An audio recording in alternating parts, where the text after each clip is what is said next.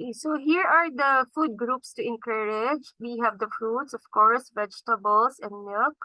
And then for the fats, so total fat is equals to 20 to 35% of the total calories. And then for the saturated fat, it is composed of greater than 10% of the total calories. For the cholesterol, 300, greater than 300 milligrams per day. So this should be the limit of the cholesterol per day. And then we should also limit trans fats. Okay, for the carbohydrates, in order for us to get the right amount of carbohydrates, we need to choose whole grains often. And then we need to limit added sugars. For sodium and potassium, so sodium is consumed less than 2.3 grams per day. So this is the standard consumable for sodium, or about half teaspoon of salt. So we accumulate all the food that we eat that contains salt. So it should only be in this limit, half teaspoon. Okay, and then potassium, consume potassium-rich foods such as fruits and vegetables. For the alcoholic beverage, those who choose to drink should be or should do so sensibly and in moderation. So we need to drink moderately and sensibly. So for women, up to 1 drink a day, and then for men, up to 2 drinks a day. Okay. And then with regards to food safety, take steps to avoid microbial foodborne illness. Here is the vegetarian diets. Okay, so whoever wants to have this kind of diet, so here are the considerations. So vegetarians are reliant on plant sources for most of the nutrients of the body needs. When we say ovo-vegetarian, this includes eggs. Okay. Lacto-vegetarian, this includes dairy. And then lacto-ovo-vegetarian, this includes eggs and dairy. So when we say vegan, this excludes all animal products. With this requires more planning and also need to maintain adequate intake of vitamin B12, calcium, iron, zinc, and vitamin D. For semi-vegetarian, great reduction but not elimination of meat products. And then we have this pesco-vegetarian that only eats food with fish, eggs, and dairy products. Okay, next. Here is the traditional health Mediterranean diet pyramid. So we need to have physical activity. Okay. And then this should be in much larger amount. So we need to have this more frequent. And then we need to eat bread, rice, kosher polenta, and other whole grains. Also, we need to consume daily this type of food. So fruits, the beans, and the legumes and nuts, and the vegetables. Also, we need to have intake or in moderate intake of olive oil, cheese, and yogurt. And then this should be eaten weekly. So we have the fish, poultry, eggs, and sweets. And then for monthly eating, based on the Mediterranean diet pyramid, meat should be eaten once a month. Okay, so the daily beverage recommendation are 6 glasses of water, and the wine should be in moderation. So this is the traditional healthy pyramid of Mediterranean diet. So this is a traditional healthy pyramid of Asian diet. Again, we need to have these physical activities, rice, noodles, breads, corn, and other whole grains. Also, we need to eat fruits, vegetables, legumes, and seeds, and nuts. We need to also to consume vegetable oils. And this is an optional. It could be daily. So fish and shellfish or dairy items. And then weekly are sweets, eggs, and poultry. And monthly is meat. And then for the daily recommendations for the beverage, 6 glasses of water or tea. And you can also consume sick wine or beer in moderation.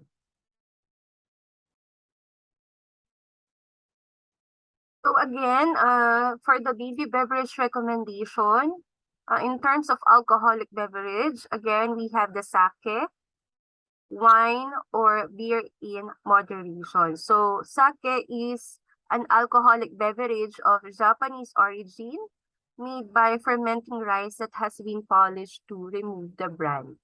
Okay, so again, this is the traditional healthy Asian diet pyramid.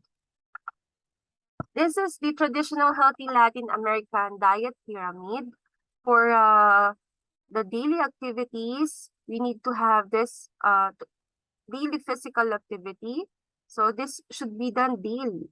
No? And then at every meal, we need to have the composition of the fruits, much larger amount, whole grains, tubers, pasta, beans, and nuts, and then vegetables. And then daily, we need to consume fish and shellfish, plant oils, dairy, and poultry products. And then for meat, this is also, and with the sweets and eggs, this should be consumed weekly. And then for the beverage, 6 glasses of water and alcohol in moderation. Again, this is the traditional healthy Latin American diet pyramid. And then for the Filipino pyramid by FNRI, or the Foods and Nutrition Research Institute. So we need to have to eat this most rice and other cereals, breads, and root crops. And then we need to eat more of vegetables and fruits here. And then we need to eat in moderation animal foods, dried beans and nuts. And then eat just enough of fats, oil, and sugar. Okay, so this is our pyramid, food pyramid by FNRI. Okay. Next, this is Pinggang Pinoy. So we need to consume, go, grow, and glow food. So for elderly, so 60 years old and above, so the food should comprise of the 3 food groups: the grow, the go, and the glow food. So as you can see, the proportion of the meal is, for the fish, it is not that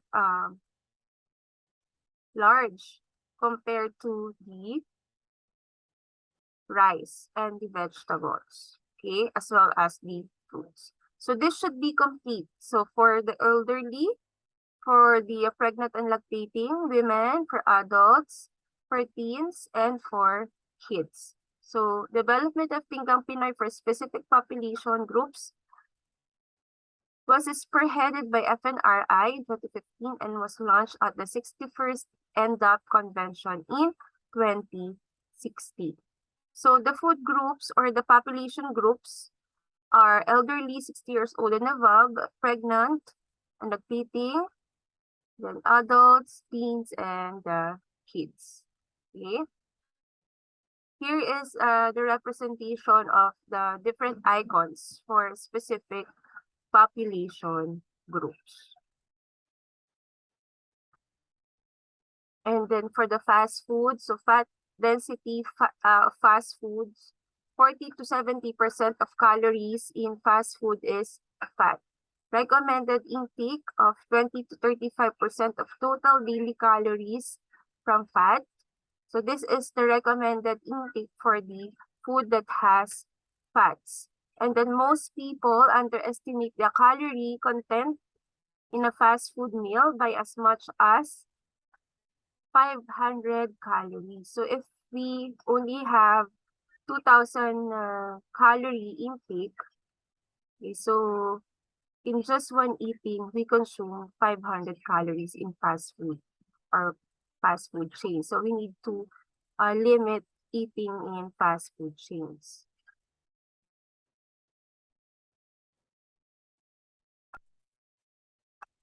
Okay, next, functional food. Okay, so when we say functional foods, these are foods that are capable of contributing to the improvement or prevention of specific health problems. So we also have the probiotics, that is the living bacteria that help prevent disease and strengthen the immune system. Example is yogurt.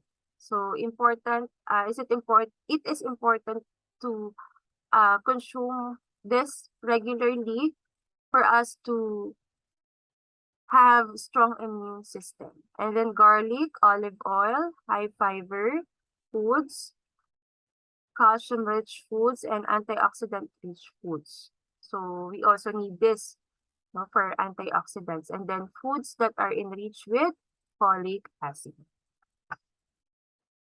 Products that supplement the total daily intake of nutrients in the diet. So those are the dietary supplements.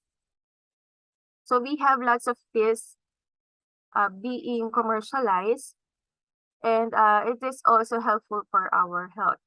Ingested in tablet and capsule, or either in soft gel cup, and liquid form, not in themselves used as conventional food or as the only items in a meal or diet. So also, of course, we need to have these supplements together with nutritious food, and then mostly deemed safe for human and cannot claim to cure or treat diseases. Okay, so this is just a dietary supplement.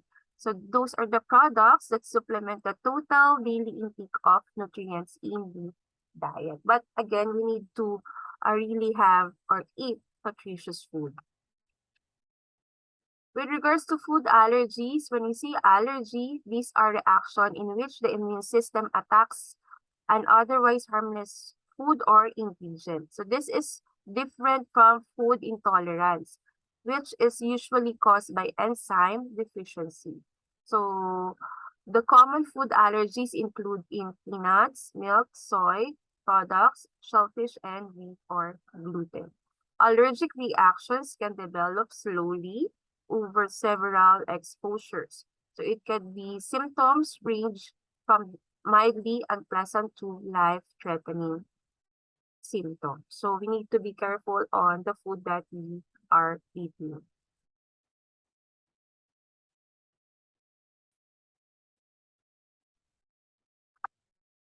Okay.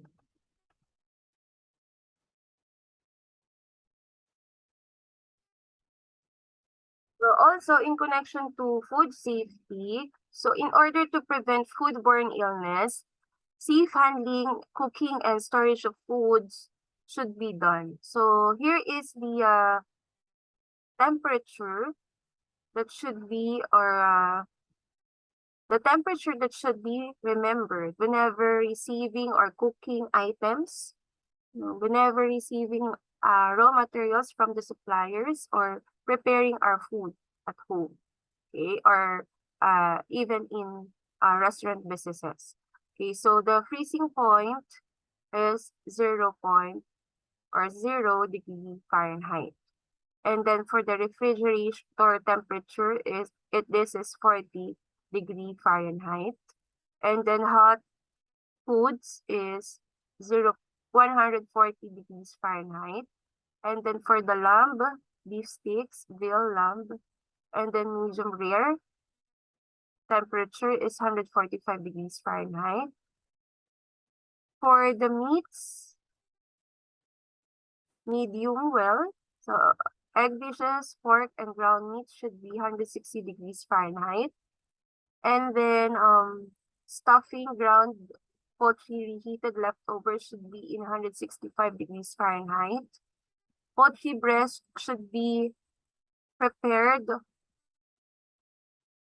within the range of 170 Fahrenheit. And then for whole poultry, it should be 180 Fahrenheit.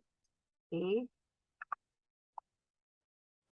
In connection to food safety, food irradiation is the use of radiation to kill foodborne pathogens.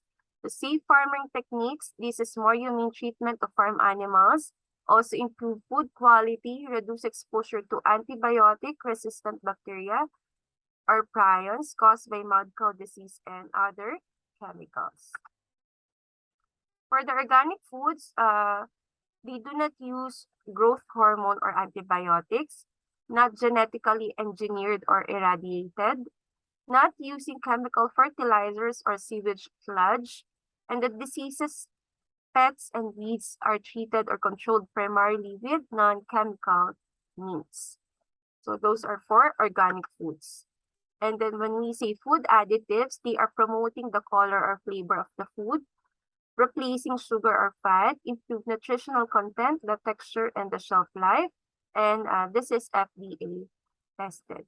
Genetically modified foods, in the other hand, are altered to improve yields and reduce costs.